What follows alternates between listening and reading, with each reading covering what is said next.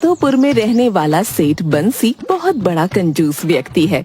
उसकी कंजूसी सिर्फ माधोपुर में ही नहीं, आसपास के गांव में भी प्रसिद्ध है। एक बार सेठ बंसी अपनी पत्नी रज्जो के साथ उसके मायके जा रहा था।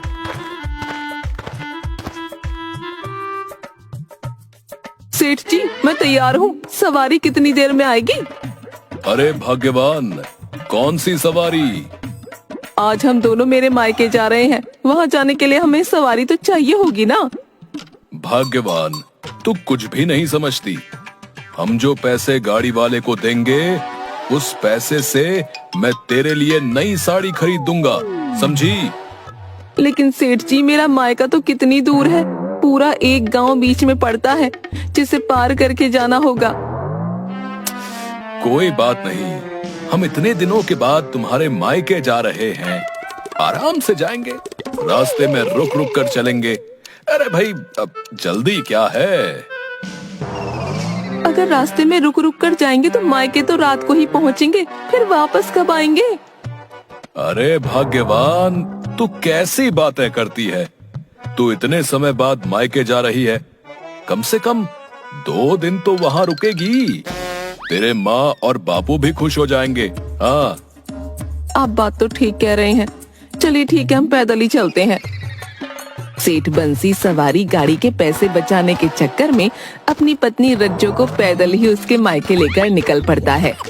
भोली भाली रज्जो इस बात को समझ नहीं पाती और खुशी खुशी सेठ बंसी के साथ पैदल ही चल देती है।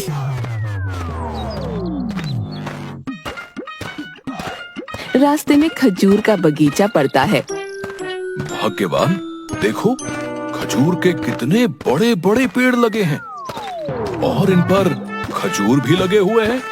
हाँ सेठ जी, ये तो पके हुए खजूर है, देखकर ही लग रहा है कितने मीठे और स्वादिष्ट होंगे। तुम सही कह रही हो भाग्यवान, खजूर देखने में तो बड़े ही स्वादिष्ट लग रहे हैं।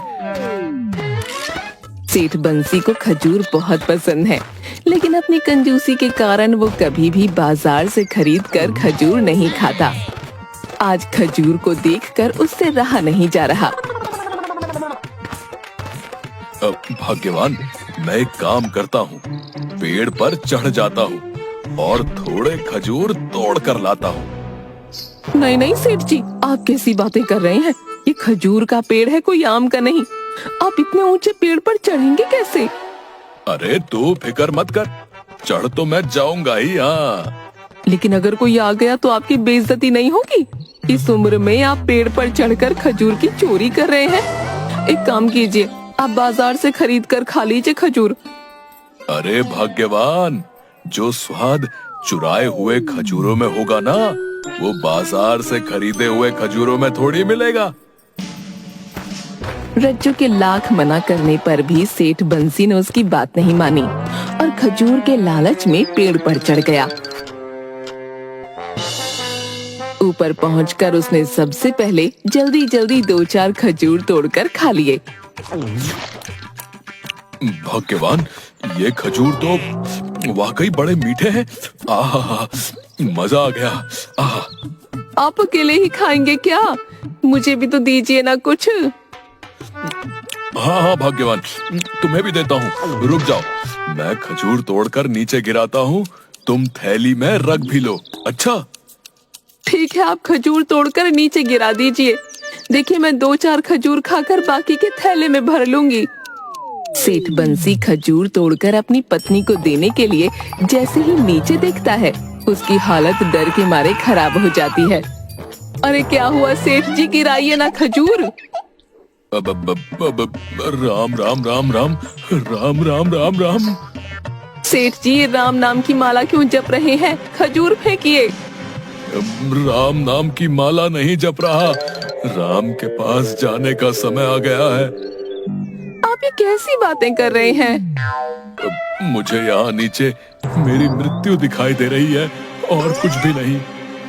क्या बातें कर रहे हैं आप? अरे भाग्यवान, अब मेरे ऊपर जाने का समय आ गया है। तुम मेरे बचाए हुए और मेहनत से कमाए हुए धन का ध्यान रखना, उसे खर्च मत करना। अच्छा? सेठ बंसी बहुत डर गया। उसे खुली आंखों से यमराज दिखने लगे। आप कैसी बातें कर रहे हैं? डरिए मत, हिम्मत रखिए और धीरे धीरे पेड़ से उतरने की कोशिश कीजिए। नहीं नहीं, मैं यही ठीक हूँ, मैं यही ठीक हूँ। आखिर आप पेड़ के ऊपर कब तक बैठे रहेंगे? नीचे तो आपको उतरना ही होगा ना। थोड़ी हिम्मत कीजिए और भगवान का नाम लेते हुए नीचे उतर आइए। शायद तुम सही कह रही हो भाग्यवान। हे भगवान, अगर तूने मुझे सही सलामत इस पेड़ से नीचे उतार दिया ना, तो मैं पूरे 1000 ब्राह्मणों को भोजन कराऊंगा। हाँ हाँ, पक्का। सेठ जी, नीचे मत देखिए, पेड़ के ऊपर देखते देखते धीरे धीरे नीचे सरकने की कोशिश करो। थोड़ी देर भगवान का नाम लेते लेते और रज्जों की बातों में सेठ बंसी ने थोड़ी हिम्मत जुटाई और वो पेड़ से थोड़ा नीचे उतरा। उसने अपनी आंखें खोलकर नीचे देखा। अरे भाग्यवान, देखो देखो, मैं थोड़ा नीचे आ गया पेड़ से। हाँ सेठ जी, आप ऐसे ही हिम्मत करिए, फिर भगवान का नाम लीजिए और धीरे धीरे नीचे सरकते जाइए। भाग्यवान, मैं फिर से कोशिश करता हूँ। सेठ बंसी फिर से भगवान का नाम लेता है और थोड़ा और नीचे जाता है। अरे भाग्यवान, ये इतना भी कठिन नहीं है जितना मैं सोच रहा था। मुझे लगता है कि अगर मैं 500 ब्राह्मणों को भोजन कराऊंगा, तब भी भगवान मुझे सही सलामत नीचे पहुंचा देंगे। सेठ जी, कैसी बातें कर रहे हैं आप? अरे बिल्कुल सही कह रहा हूँ। ये इतना मुश्किल काम नहीं है। हाँ, 1000 ब्राह्मण तो बहुत ज्यादा हो जाएंगे, 500 ठीक है। हे भगवान, तू मुझे इस पेड़ से सही सलामत नीचे उतार दे। मैं 500 ब्राह्मणों को भोजन कराऊंगा, पक्का पक्का। सेठ बंसी फिर से अपनी आंखें बंद करता है और हिम्मत करके पेड़ से थोड़ा और नीचे सरकता है। भाग्यवान, मैं तो और नीचे आ गया। वैसे मैं क्या सोच रहा था कि 500 ब्राह्मणों को भोजन कराना बड़ा महंगा पड़ेगा। मैं एक काम करता हूँ, 200 ब्राह्मणों को भोजन करा दूंगा। हाँ। ये आप क्या सोच रहे हैं? एक तरफ तो आपको यमराज दिख रहा है और अब आप हिसाब किताब की बातें सोच रहे हैं। तुझे क्या पता पैसे कितनी मेहनत से कमाए और बचाए जाते हैं, पगली कहीं की। धीरे धीरे करके अंत में सेठ बंसी पेड़ से नीचे आ ही जाता है। तेरा लाख लाख शुक्र है भगवान, जो तूने मुझे सही सलामत इस पेड़ से नीचे उतार दिया।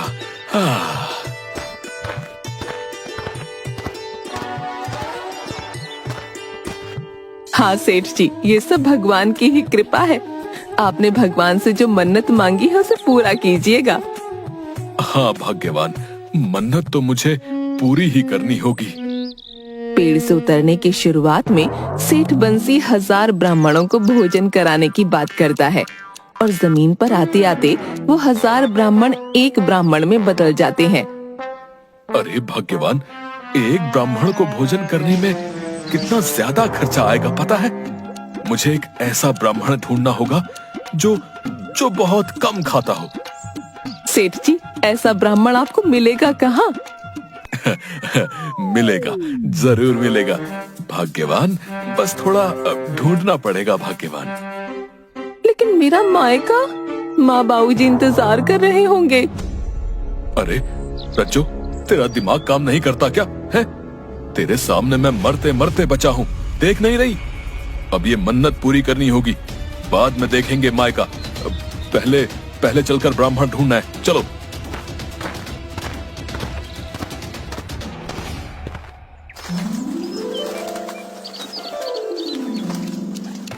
सेठ बंसी कम भोजन करने वाले ब्राह्मण का पता लगाना शुरू करता है। आखिरकार उसे पड़ोस के गांव में रहने वाले ब्राह्मण वीरपाल के बारे में पता चलता है। सेठ बंसी ब्राह्मण वीरपाल के घर जाता है।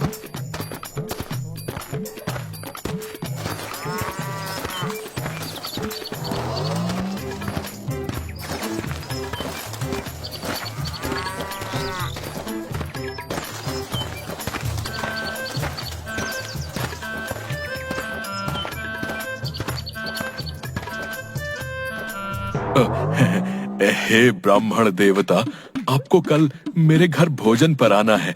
क्या बात है जजमान, आपने भोजन का निमंत्रण दिया। जी ब्राह्मण देवता, मैं एक बड़े संकट में फंस गया था और मैंने उस समय एक ब्राह्मण देवता को भोजन कराने की मन्नत मांग ली थी। बस इसी कारणवश मैं आपको अपने घर पर भोजन पर आमंत्रित करने आया हूँ। हाँ। ठीक है जजमान, मैं कल आपके घर भोजन पर आ जाऊंगा। वीरपाल ब्राह्मण बड़ा ही चालाक और धूर्त ब्राह्मण था। उसने सेठ बंसी की कंजूसी के बारे में पहले ही सुन रखा था।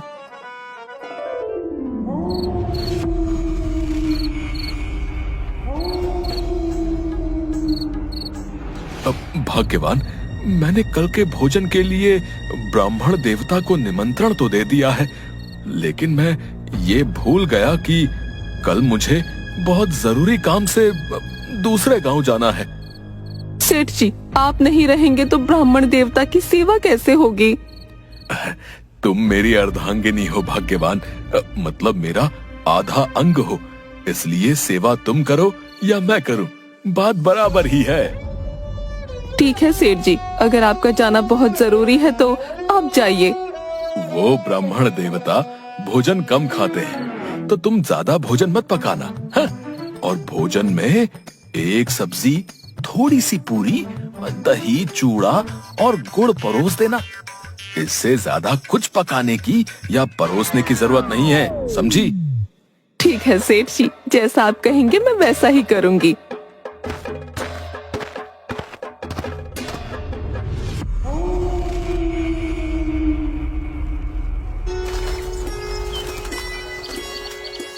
दूसरे दिन सुबह सेठ बंसी जल्दी ही दूसरे गांव निकल पड़ता है।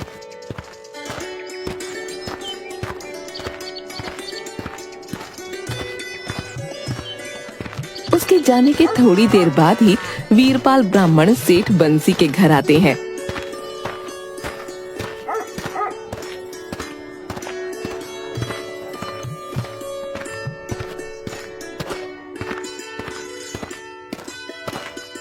ब्राह्मण देवता प्रणाम, आप इतनी सुबह आ गए। आहा, हम तो मंदिर से दर्शन करके अपने घर को जा रहे थे, तभी सेठ बंसी को बड़ी जल्दबाजी में कहीं जाते हुए देखा, इसलिए यहाँ पर आए जजमान कि अगर आपको सहायता या सलाह की जरूरत पड़ी तो कौन करेगा। आपका बहुत बहुत धन्यवाद ब्राह्मण देवता, जो आप यहाँ आए। मैं भोजन का पूरा प्रबंध आपके अनुसार कर रही हूँ। यदि आपकी कोई और इच्छा है तो बता दीजिए। वीरपाल ब्राह्मण तो यही देखने आए थे कि उनके भोजन की क्या व्यवस्था चल रही है। देवी, आप बहुत समझदार हैं, लेकिन आपने ये पूछकर और भी समझदारी का काम किया है। वैसे तो मन्नत एक ब्राह्मण को भोजन कराने की ही है, लेकिन आप 10 से 12 लोगों के अनुसार भोजन पकाइएगा, और भोजन में क्या क्या पकाना है ये तो आपको पता ही होगा। ब्राह्मण देवता, पूरी सब्जी, दही, चूड़ा और गुड़, ये बन रहा है भोजन में। अच्छा, बहुत अच्छा देवी, आप तो बड़ी ही कुशल गृहिणी हैं। आपने तो सब कुछ पहले से ही तय कर रखा है। लेकिन अगर विघ्न हरने वाले विघ्नहर्ता श्री गणेश जी को खुश करने के लिए 4 तरह के मोदक और लड्डू रखे जाएं, तो बहुत ही उत्तम होगा। जब भगवान को खुश करना ही है, तो फिर अपने कुल देवी और देवता को भी क्यों ना खुश किया जाए। ब्राह्मण देवता, आप बिल्कुल सही कह रहे हैं। जैसा आप कह रहे हैं वैसा ही होगा। वीरपाल ब्राह्मण अपने घर वापस चले जाते हैं।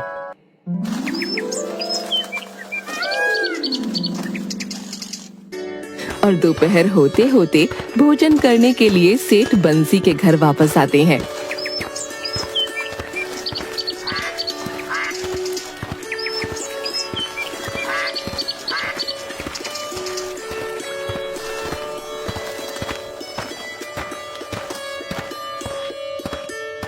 देवी, भोजन तो तैयार हो ही गया होगा। अब सबसे पहले हम देवी देवता को संतुष्ट करते हैं। जी ब्राह्मण देवता, जैसी आपकी आज्ञा।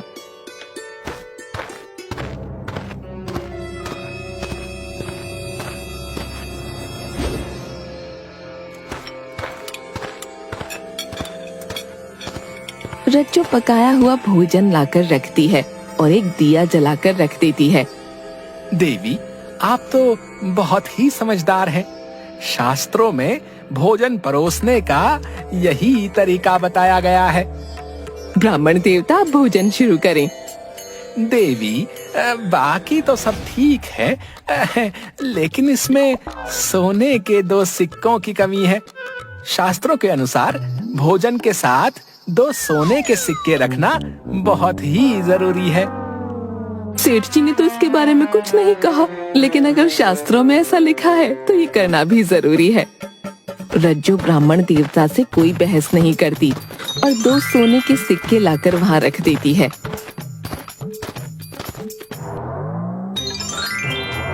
वीरपाल ब्राह्मण भोजन शुरू करते हैं, पेट भर कर खाते हैं।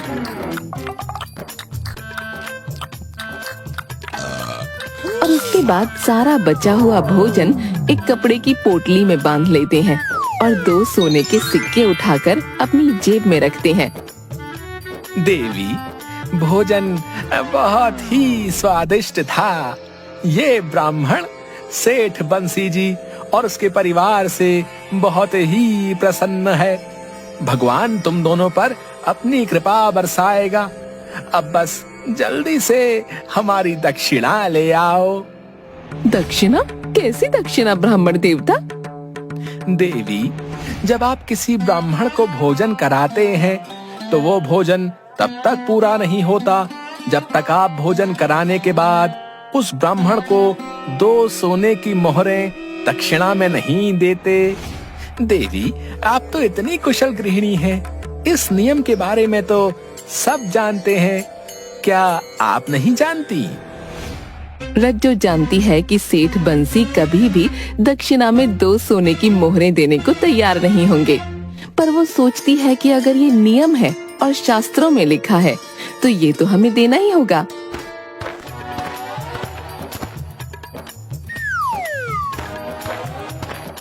फिर वो 2 सोने की मोहरें लाकर वीरपाल ब्राह्मण को दे देती है और वीरपाल ब्राह्मण खुशी खुशी वहाँ से अपने घर चले जाते हैं।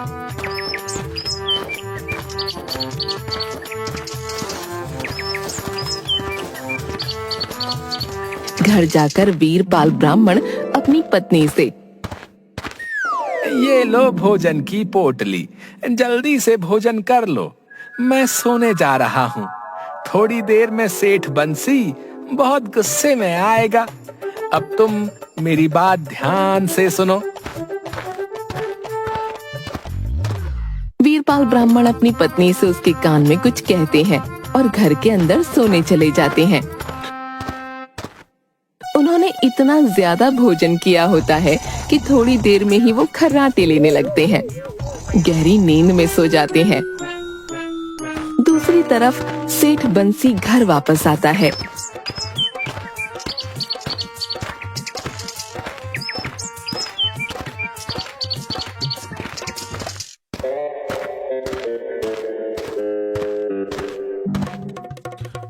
भाग्यवान, हो गया ब्राह्मण देवता का भोजन। वो प्रसन्न तो होकर गए? जी सेठ जी, वो तो बहुत प्रसन्न होकर गए, परंतु क्या?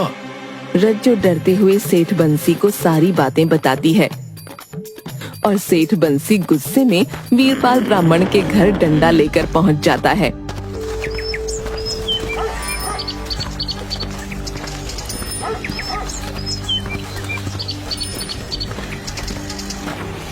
और जोर जोर से चिल्लाने लगता है, अरे ठग कहीं के, कहाँ है तू? वीरपाल ब्राह्मण की पत्नी जोर से चिल्लाती हुई रोती है। अरे दुष्ट पापी, तू कौन से जन्म का बदला मेरे पंडित जी से लेने आया है? तुमने अपने घर भोजन के लिए बुलाकर उस भोजन में जहर मिलाकर दे दिया। तुम्हारे घर का भोजन करने के बाद मेरे पंडित का क्या हाल हो गया है? अगर मेरे पंडित जी को कुछ हो गया तो कोतवाली में तुम्हारी शिकायत करूंगी, तुम्हें जेल में बंद करवा दूंगी। हाँ। अरे आप पहले धीरे बोलिए, क्या हो गया ब्राह्मण देवता को? अगर मेरे पंडित जी को कुछ हो गया तो मेरा और मेरे बच्चों का क्या होगा? उन्हें कौन देखेगा पापी? इतना सब सुनते ही सेठ बंसी की तो डर के मारे हालत खराब हो गई और वो डर में सब कुछ भूल गया। क्या हो गया ब्राह्मण देवता को? आपने डॉक्टर को नहीं बुलाया उन्हें देखने के लिए? डॉक्टर को बुलाने के लिए पैसे कहाँ है हमारे पास? एक कौड़ी भी नहीं है। हम कहाँ से डॉक्टर को घर पर बुलाकर इलाज करेंगे? आप चिंता मत कीजिए, इलाज का खर्च मैं देता हूँ। अच्छा, चिंता मत कीजिए। अभी के अभी हमें इलाज के लिए 10 सोने के सिक्के ला कर दो। अगर मेरे पंडित जी को बिना इलाज के कुछ हो गया तो मैं पुलिस के पास जाऊंगी, तुम्हें जेल करवाऊंगी। नहीं, इसकी जरूरत नहीं पड़ेगी। आप मेरे साथ किसी को भेज दीजिए, मैं अभी पैसे भिजवाता हूँ। जल्दी से डॉक्टर को बुलवाकर पंडित जी का इलाज शुरू करवाइए। अच्छा। वीरपाल पंडित की पत्नी अपने बेटे को सेठ बंसी के साथ उसके घर भेजती है और सेठ बंसी वीरपाल पंडित के बेटे के हाथ में 10 सोने के सिक्के देता है। बेटा, ये सिक्के लो और जल्दी अपनी माँ के पास जाओ और डॉक्टर को बुलाकर ब्राह्मण देवता का अच्छा सा इलाज करवाओ। अच्छा, उन्हें कुछ नहीं होना चाहिए, ठीक है? क्या हो गया सेठ जी, क्या बात है? अरे, गुस्से में सब सत्यानाश हो गया। भाग्यवान, तूने ब्राह्मण देवता के खाने में जहर डालकर दे दिया और इसकी वजह से जेल मुझे जाना होगा। भाग्यवान, बस किसी तरह वीरपाल ब्राह्मण की जान बचा लो। मैं 1000 ब्राह्मणों को भोजन कराऊंगा। बाहर खड़ा वीरपाल ब्राह्मण का बेटा ये सारी बातें सुन लेता है और घर जाकर वो वीरपाल ब्राह्मण और उनकी पत्नी से